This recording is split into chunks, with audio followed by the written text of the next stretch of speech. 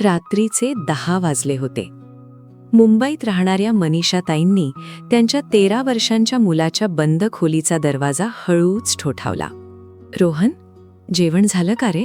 आतून उत्तर आलं, नको, भूक नाही. मनीषाताईंनी पुन्हा विचारलं, काय झालं रे? शाळेत काही प्रॉब्लेम आहे का? आई प्लीज, मला एकट्याला राहू दे. दरवाजा बंद राहिला. मनीषाताई तिथेच उभ्या राहिल्या. त्यांच्या डोळ्यांत पाणी होतं. हाच मुलगा 2 वर्षांपूर्वी त्यांच्या कुशीत झोपायचा, शाळेतल्या प्रत्येक गोष्टी सांगायचा. आता तोच मुलगा दरवाजा बंद करतो. तुम्हाला हे ओळखीचं वाटतंय का? तुमच्या घरातही असं होतंय का? तर आजचा हा व्हिडिओ तुमच्यासाठीच आहे. कारण हे होणं, हे बदलणं, हे दूर जाणं, याला कारण आहे, याला उत्तर आहे आणि हे फिक्स होऊ शकतं. नमस्कार पालकांनो, आज आपण बोलणार आहोत किशोर वयाबद्दल, म्हणजे 11 ते 15 वर्षांच्या मुलांबद्दल. या वयात मुलं अचानक बदलतात, गप्प बसतात, चिडचिड करतात, तुम्हाला काय कळतं असं म्हणतात आणि आपल्याला वाटतं मी कुठे चुकतोय. आज आपण बघणार आहोत 3 मोठ्या कारणांमुळे हे घडतं. प्युबर्टी म्हणजे शारीरिक बदल, पियर प्रेशर म्हणजे मित्रांचा दबाव आणि आयडेंटिटी कन्फ्युजन म्हणजे मी कोण आहे हा प्रश्न. आणि सगळ्यात महत्त्वाचं, हे टाळण्यासाठी तुम्ही नक्की काय करू शकता ते पण सांगणार आहे. म्हणून व्हिडिओ शेवटपर्यंत नक्की बघा. पहिली गोष्ट, प्युबर्टी म्हणजेच वयात येणे. हा शब्द आपण ऐकलेला असतो, पण नक्की काय होतं या वयात? आपल्या मुलाच्या किंवा मुलीच्या शरीरात 11 ते 15 वयात एक मोठी क्रांती होते. हॉर्मोन्स म्हणजे शरीरातील रासायनिक दूत ते वेगाने बदलतात. शरीर बदलतं, आवाज बदलतो, उंची वाढते. पण या सगळ्यापेक्षा मेंदू बदलतो. बालमानसशास्त्र अभ्यासकांनी सांगितलंय, या वयात मुलाचा प्रीफ्रंटल कॉर्टेक्स म्हणजे मेंदूचा जो भाग विचार करतो, निर्णय घेतो, धोका ओळखतो, तो अजून पूर्ण विकसित झालेला नसतो. म्हणूनच या वयात मूल अचानक रागाळतात, लहान गोष्टींवर खूप सेन्सिटिव्ह होतात आणि पालकांच्या शब्दांना खूप जास्त लावून घेतात. एक छोटंसं उदाहरण सांगतो. तुम्ही मुलाला म्हणाला, आज केस नीट का नाही केलेस? तुम्हाला वाटलं मी फक्त विचारलं, पण त्याला वाटलं आईला माझ्याबद्दल कधीच काही चांगलं वाटत नाही. हे ओव्हर रिॲक्शन नाही, हे त्याचा मेंदू आहे जो अजून शिकतोय.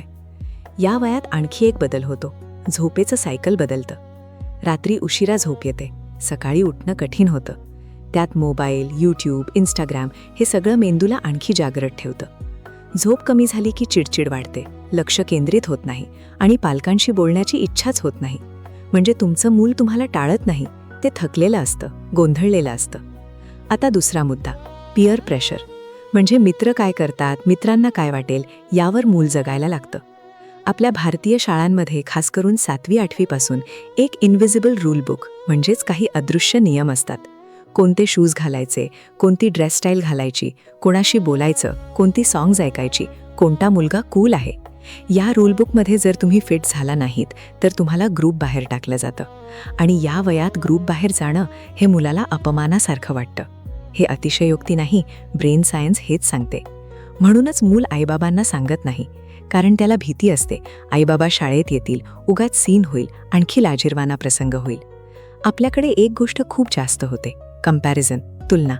शेजारच्या अथर्वला 90% मिळाले, तुला का नाही? तुझी बहीण इतकी हुशार आहे, तू कशाला मागे आहेस? हे ऐकलं की मूल आणखी हताश होत जातं, आणखी शांत होतं. कारण घरात पण जज होतोय, शाळेत पण, मग जायचं कुठे? पण एक इम्पॉर्टंट गोष्ट समजून घ्या, पियर प्रेशर फक्त नेगेटिव्ह नसतो. चांगल्या मित्रांचा दबाव मूल अभ्यास करतं, खेळतं, नवीन गोष्टी शिकतं. म्हणजे तुमचं मूल कोणाशी मैत्री करतंय हे खूप महत्त्वाचं आहे. तिसरा मुद्दा, आयडेंटिटी कन्फ्युजन म्हणजे या वयात मुलाच्या मनात एक खूप मोठा प्रश्न येतो, मी नक्की कोण आहे? लहानपणी मूल म्हणजे आईबाबांचं, घराचं सगळं क्लिअर असतं. पण 11-12व्या वर्षी मूल विचार करायला लागतं, मला काय आवडतं, मला काय करायचंय, मी यांच्यासारखा आहे की वेगळा? हा शोध खूप थकवणारा असतो. आपल्या भारतीय घरांमध्ये एक चॅलेंज असतो, डॉक्टर हो, इंजिनियर हो, आमच्या फॅमिलीमध्ये सगळे असंच करतात. पण मुलाला स्पोर्ट्स आवडतं किंवा म्युझिक आवडतं किंवा डान्स आवडतं. त्याने ते पालकांना सांगायचा प्रयत्न केला आणि लगेच डिसमिस करून नाकारले जाते. ते काय करिअर आहे का? मग मूल शांत होतं, सांगणं बंद होतं आणि पालकांना वाटतं मूल बोलत नाही. खरं तर मूल बोलत होतं, आपण ऐकत नव्हतो. या वयात मुलाला एक गोष्ट हवी असते, व्हॅलिडेशन, समर्थन, म्हणजे तू जसा आहेस तसा तू ठीक आहेस, हे ऐकलं तर मूल पालकांपासून दूर जाणार नाहीत. आता सगळ्यात महत्त्वाचा भाग, तुम्ही नक्की काय करू शकता. 5 सोप्या गोष्टी या वयात खूप उपयोगी आहेत. उपाय 1. दरवाजा बंद असला तरी कनेक्शन उघडं ठेवा. रोहनच्या आईने त्या रात्री एक छोटी चिठ्ठी दरवाजाखाली सरकवली. जेवण टेबलवर आहे, तू रेडी असलास तर बोलूया, घाई नाही. हे छोटा वाटतं, पण यातला मेसेज मोठा असतो. मी इथेच आहे, तुझी वाट पाहतोय. मूल जेव्हा रेडी असेल ते येईल तुमच्याकडे, पण तुम्ही उपलब्ध असायला हवं आणि नॉन जजमेंटल असायला हवं. उपाय 2. बोलण्यासाठी राईट मोमेंट वेळ निवडा. शाळेतून आल्या आल्या आज काय झालं विचारू नका. मूल थकलेलं असतं, त्याला स्पेस हवी असते. जेवणानंतर, गाडीत बसताना, रात्री झोपण्यापूर्वी हे मोमेंट्स जास्त उपयोगी असतात. आणि सगळ्यात महत्त्वाचं, तुम्ही पहिले तुमच्या दिवसाबद्दल सांगा. आज ऑफिसमध्ये एक मजेशीर गोष्ट झाली. जेव्हा पालक शेअर करतात, मुलं शेअर करायला शिकतात. उपाय 3. लेक्चर नको, कनेक्शन हवं. मूल काहीतरी सांगतं, आपण लगेच सोल्युशन देतो. असं नको करूस, तसं कर, आम्ही तुमच्या वयात होतो तेव्हा. मूल हे ऐकत नाही, कारण त्याला सोल्युशन नको असतं, त्याला ऐकणारं कोणीतरी हवं असतं. पुढच्या वेळी मूल काही सांगेल तेव्हा फक्त म्हणा, मग पुढे काय झालं, बस एवढंच. लेक्चर नाही, सोल्युशन नाही, फक्त ऐका. उपाय 4. मुलांच्या आवडीची रिस्पेक्ट करा. मुलाला गेमिंग आवडतं, त्याच्याबरोबर एक दिवस खेळा. मुलाला ड्रॉइंग आवडतं, त्याचं एक ड्रॉइंग फ्रेम करा. तुम्हाला त्यात इंटरेस्ट नसेल तरीही, कारण तुम्ही त्याची आवड ॲक्सेप्ट केलीत म्हणजे तुम्ही त्याला ॲक्सेप्ट केलात. आणि जेव्हा मुलाला वाटेल माझे आईबाबा मला समजतात, तेव्हा ते दूर जाणार नाहीत. उपाय 5. रूल्स सोबत रिलेशनशिप असावी. रात्री 9 नंतर फोन नाही, हा रूल चांगला आहे, पण तो रूल का आहे हे मुलाला समजावून सांगा. झोप नीट झाली तर उद्या तुला एनर्जी असेल, मला तू हेल्दी राहावा असं वाटतं.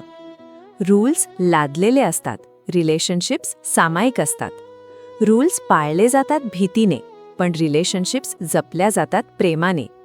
या वयात मुलाला रूल्स नाही, रिलेशनशिप हवी असते. त्या रात्री मनीषाताईंनी चिठ्ठी ठेवली. रोहन रात्री उशिरा बाहेर आला, जेवला आणि म्हणाला, आई उद्या बोलूया उद्या. मनीषाताईंना खूप बरं वाटलं, कारण त्यांना कळालं या वयात मुलं दूर जात नाहीत, ते फक्त स्पेस मागतात. आणि जेव्हा तुम्ही ती स्पेस देता ते परत येतात. पालक असणे म्हणजे मुलाला परफेक्ट बनवणं नाही. पेरेंटिंग म्हणजे मूल चुकलं, पडलं, गोंधळलं तरी त्याला माहीत असतं की घरी एक सेफ जागा आहे.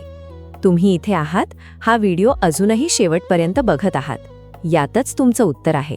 तुम्ही चांगले पालक आहात, फक्त थोडी दिशा हवी होती. हा व्हिडिओ तुमच्या एखाद्या मित्राला, नातेवाईकाला उपयोगी पडेल असं वाटत असेल तर नक्की शेअर करा. आणि खाली कमेंटमध्ये सांगा तुमच्या मुलांशी बोलताना कोणती गोष्ट सगळ्यात कठीण वाटते.